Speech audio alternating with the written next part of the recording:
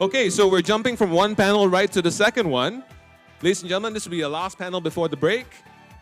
Please put your hands together for Liew from Pendle, Scoopy Trooples from Alchemix, Liew from Jupiter, and our moderator, Liew from DefiDive, to talk about Beyond the Ouroboros. Can DeFi do better? Ladies and gentlemen, a round of applause, please.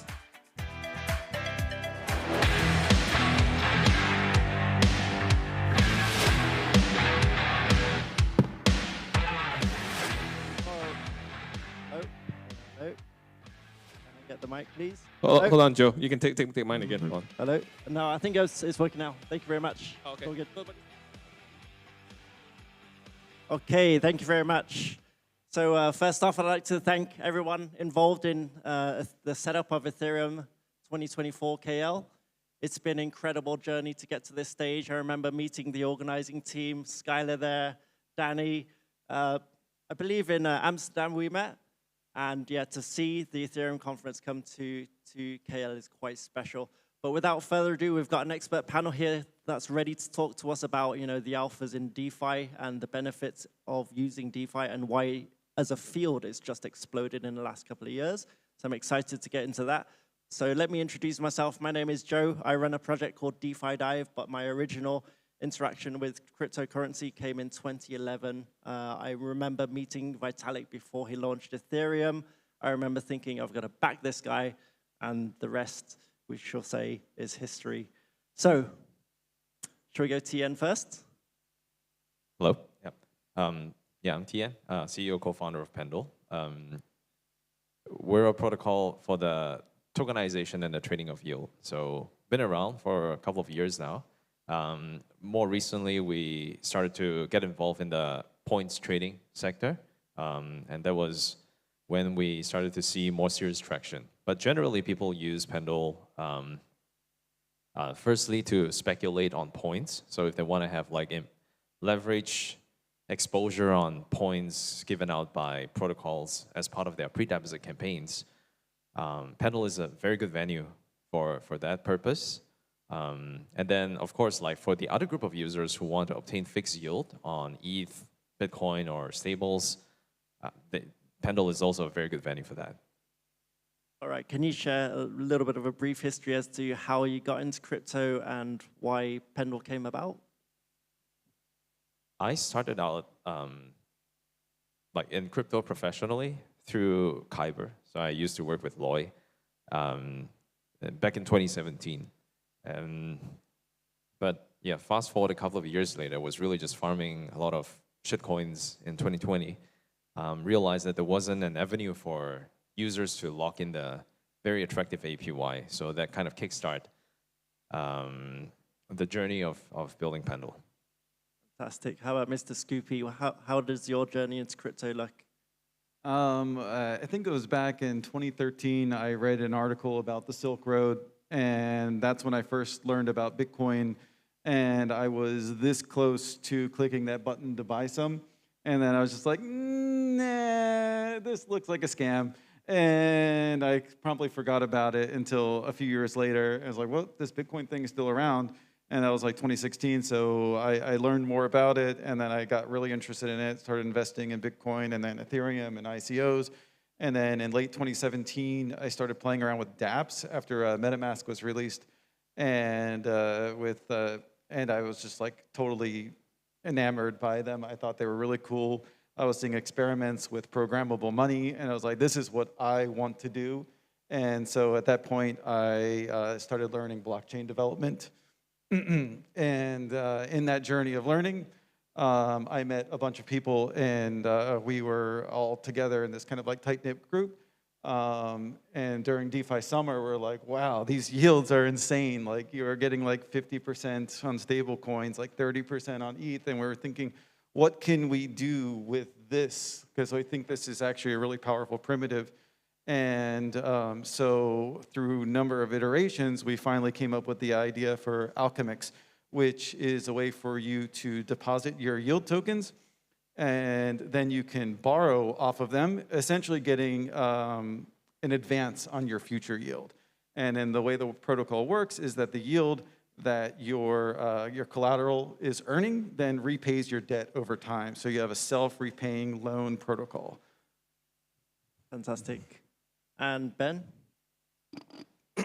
Yeah. So I started my crypto journey like a lot of people, just buying meme coins. I think started off with like Dogecoin, Shiba Inu.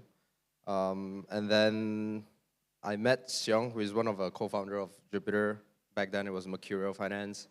And then he was just telling me about like Solana ecosystem. That's where I think it was like less than $10.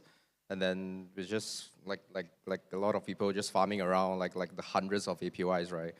And then 6 months later, when he started Jupiter, I joined like when Jupiter was 1 month old.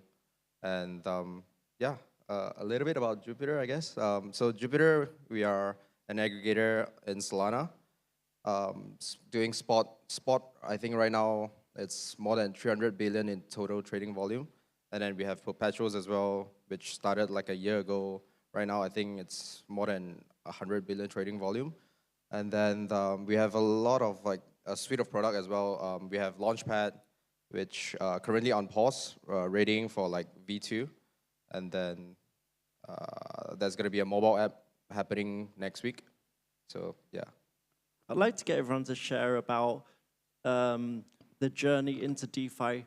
So every one of these products which you guys run started out as a traditional financial product.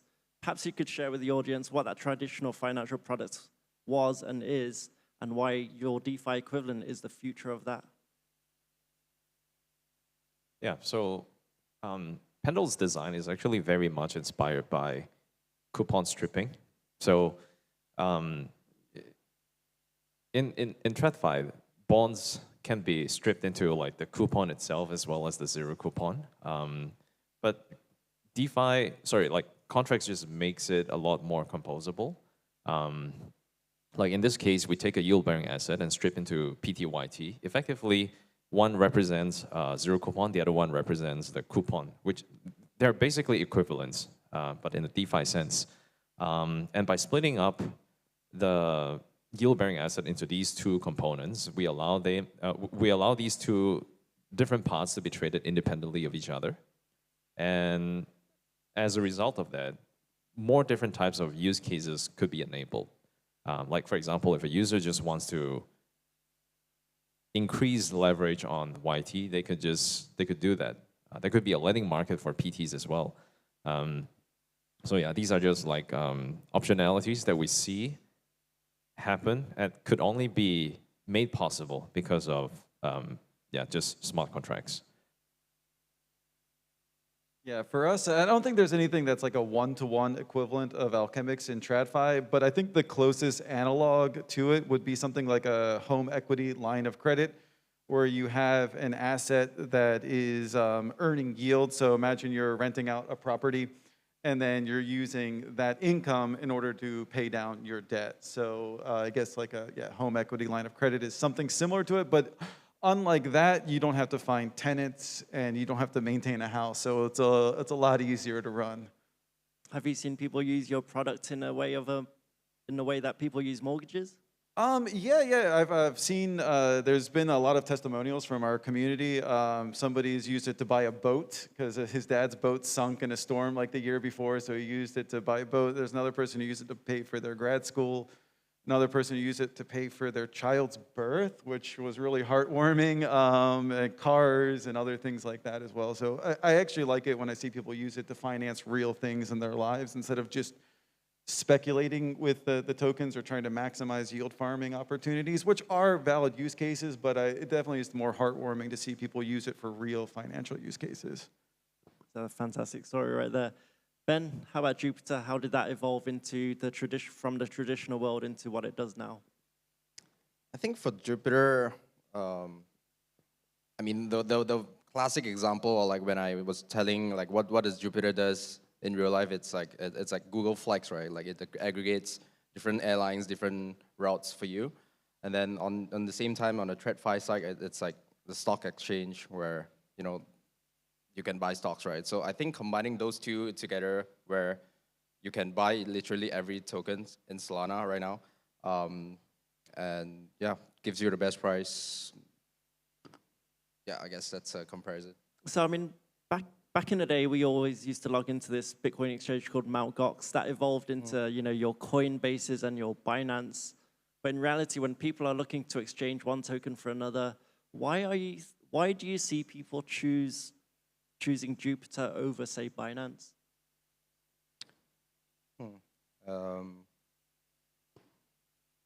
I would say, Yeah, I mean, Binance, you need to get listed, right? And then you can do a lot of shitcoin trading on Jupiter. that's right. Actually, I was gonna say like right now we are actually also routing through Pump Fund or like Moonshot, those kind of like, I think people's favorite meme coin trading platform. So like Tian says, like right now you can literally buy any tokens, like even Pump Fund token that just created a few seconds ago, you can actually buy it on Jupiter as well, and you can't actually do that on Coinbase or Binance. I want to get a real dialogue going here about TradFi or centralized exchanges versus decentralized, because you guys represent the very best of decentralized trading. What would you say are the other reasons why people go towards the DeFi equivalent? Well, there's one thing that's, I think, really interesting about DeFi is that no matter what the macro environment is that there is going to be some type of yield in DeFi. So right now we're in a high interest rate environment because of inflation. And what did DeFi do? We started integrating real-world assets, and we still were able to import that yield into DeFi. And then once the yield rates have been dropped and TradFi doesn't have a lot of yield, DeFi is going to be a little bit more risk on. So borrowers are going to be juicing the lending markets, and tokenomics are like kind of like a like yield farming projects. Their tokens will probably go up in price too, so those yields will go up as well. So it's anti-cyclical in that regard. So I think that makes us very attractive regardless the environment the macro economy is going through. I guess for me as a DeFi and crypto native, the fact that I can go straight from one token to another, essentially atomically within my own wallet, is hugely advantageous over thinking, oh, can I trust this third counterparty here, Binance? Has that been your experience as well? And I'd like to get into the crux of, we're talking about barriers to entry here. I'm looking for the path of least resistance to get my, say, Ethereum into, say, USDT, so I can spend at a vendor or whoever will accept my USDT. Can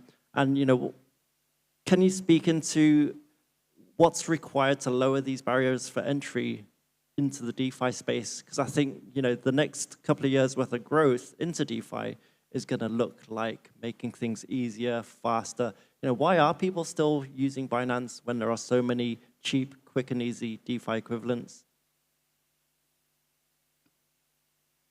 Yeah. So for Jupiter, one of our effort is actually our co-founder likes to put up fancy names, right? We call it like great migration. One of the effort is actually onboard more users, right? Like you said, like make it more easier, frictionless to actually get people on chain or like on board. The mobile app is actually one of them, right? The idea is to actually get from downloading a new app and on-ramping and actually buying any of the shit coins or meme coins on the Solana market. It's in less than like a minute, right? That's what sort of like the Jupiter mobile app is gonna come next week gonna do. Yeah, so that's one of the effort that we are trying to do, like get people to easily, just put money, credit card in, and then just buy coins and start trading. So you say that for you guys, it's the user experience which you're focusing on right now? Yeah. I honestly think the biggest hurdle for DEXs versus SEXs is mostly the off-ramping of funds.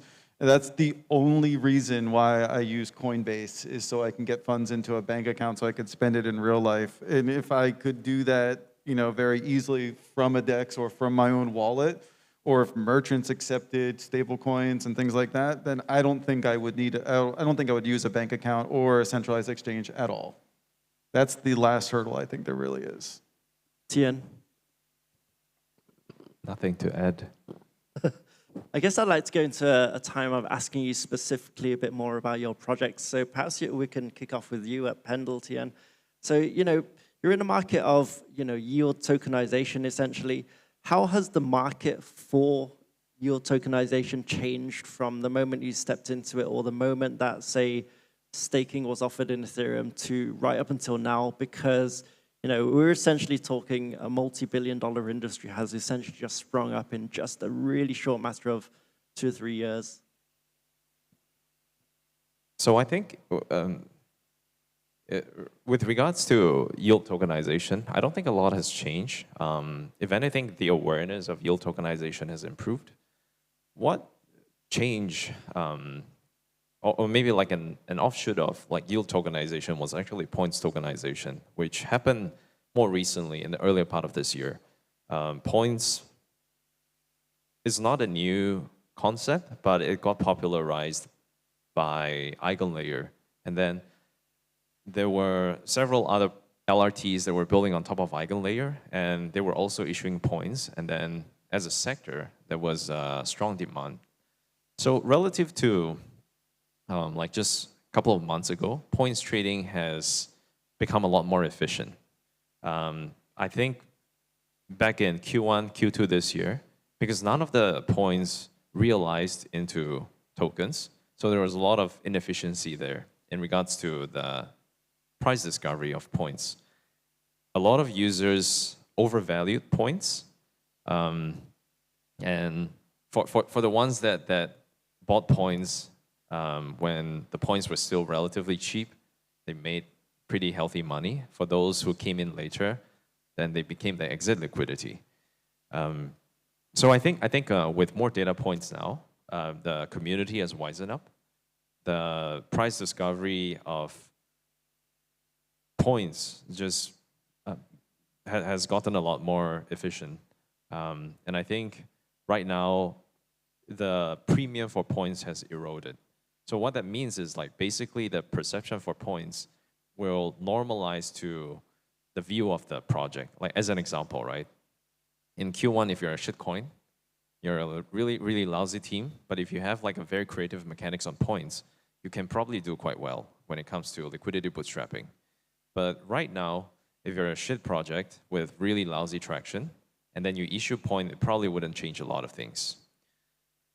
But in contrast, I think if you're a good project and you use points, it can actually have very, very good effect, because points are actually a tried and tested model in aggregating early traction. It's real money, because like this is a different kind of go-to-market strategy compared to like say testnet.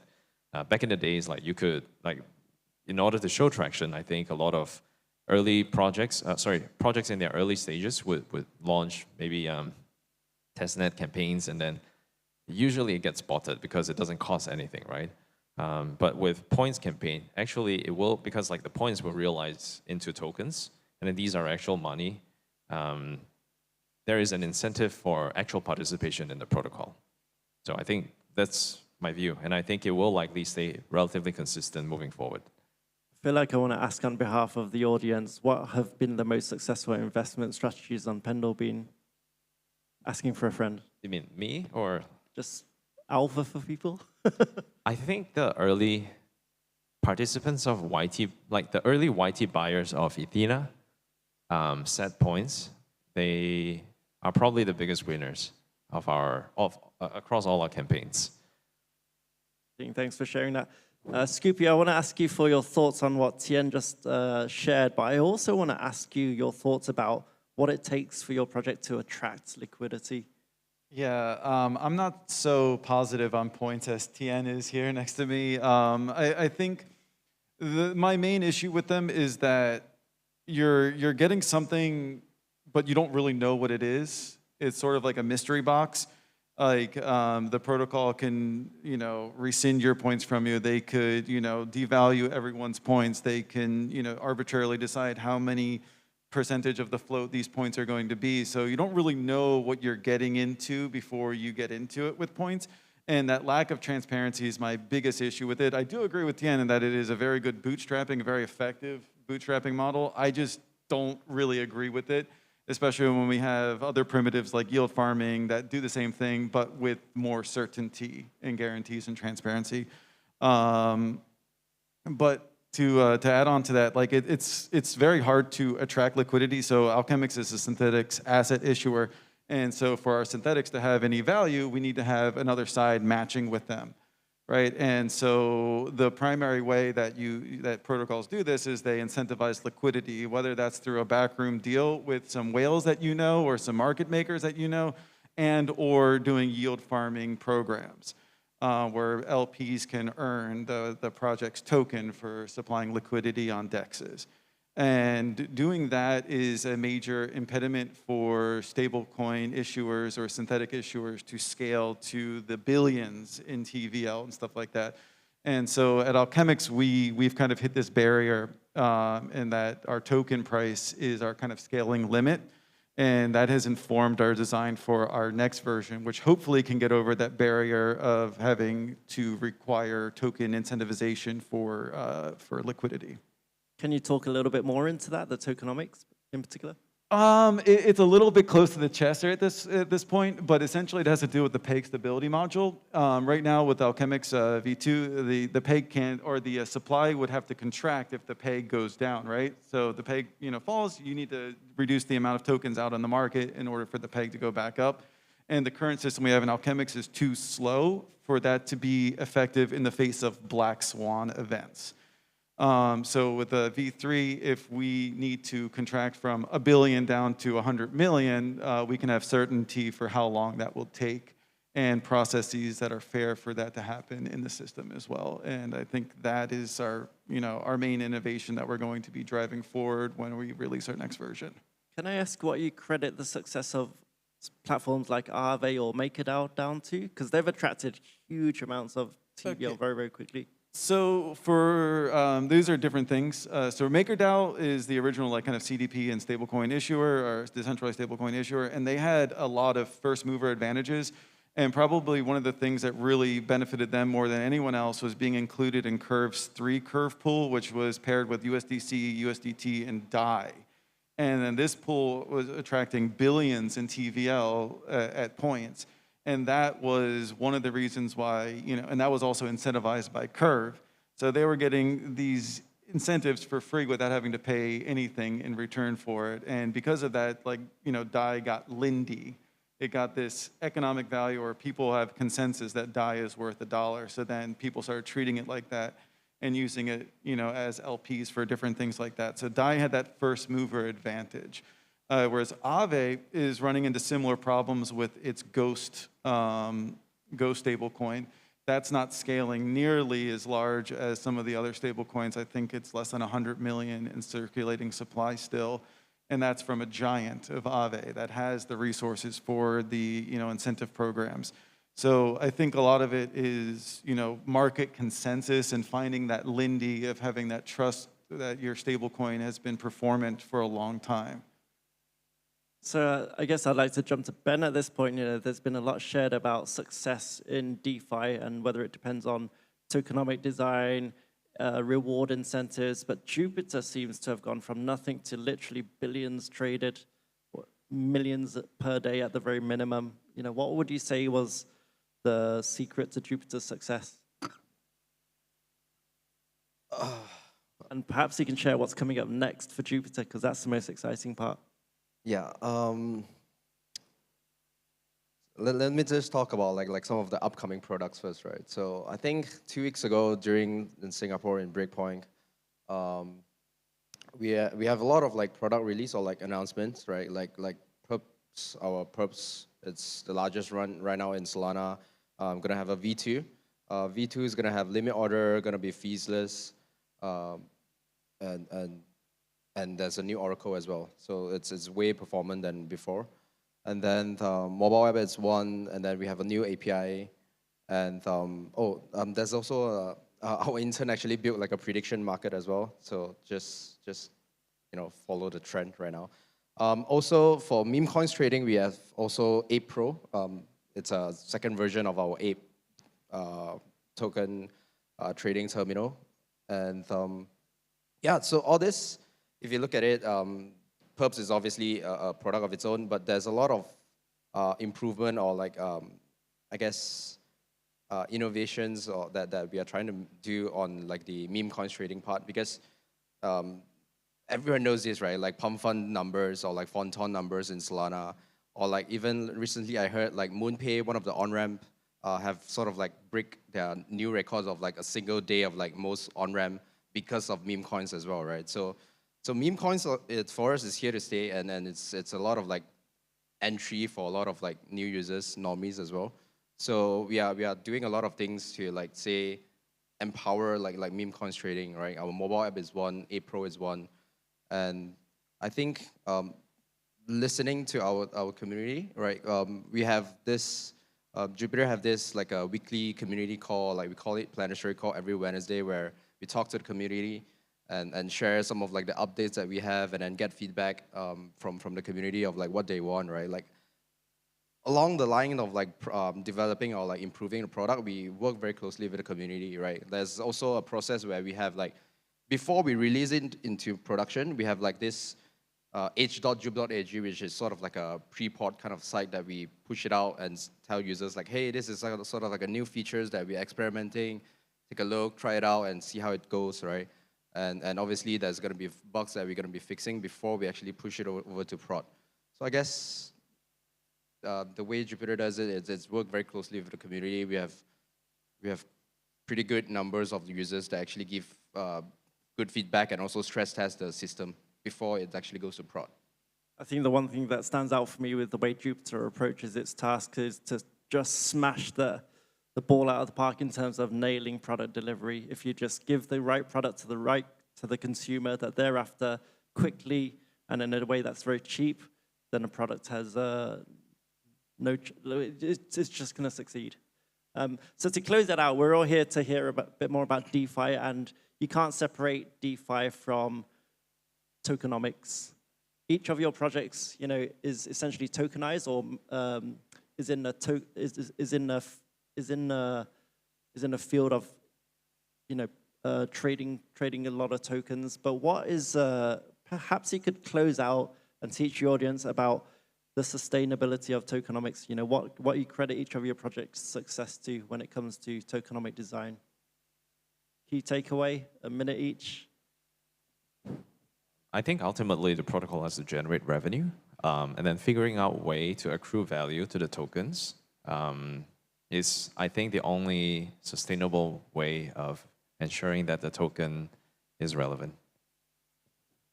Next up. Yeah, likewise, I think the protocol underlying the token needs to be successful in generating revenue.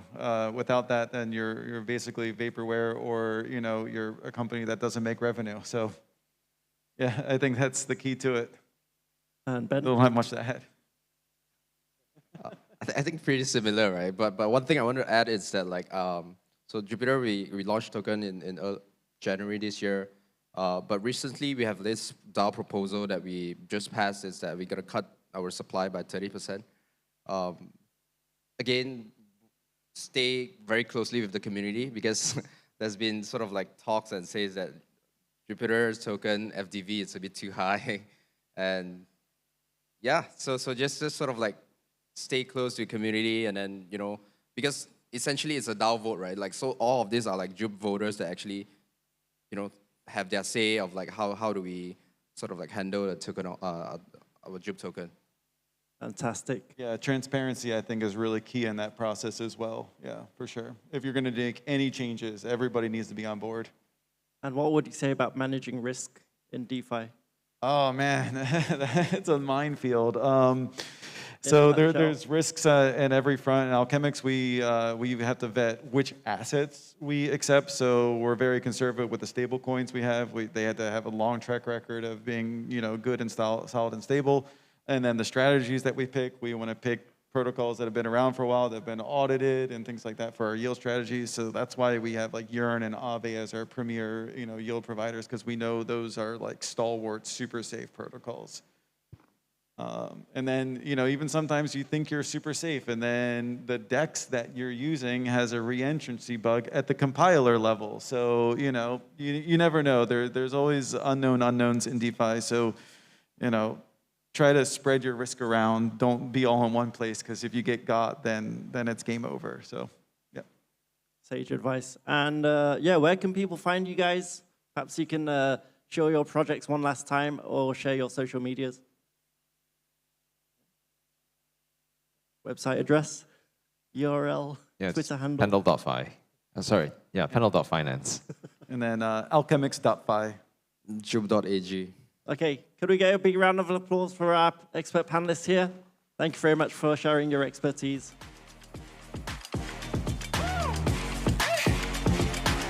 Thank you, Joe, for moderating. Thank you to our panelists. Yep. Ladies and gentlemen, now a round of applause for our panelists, please.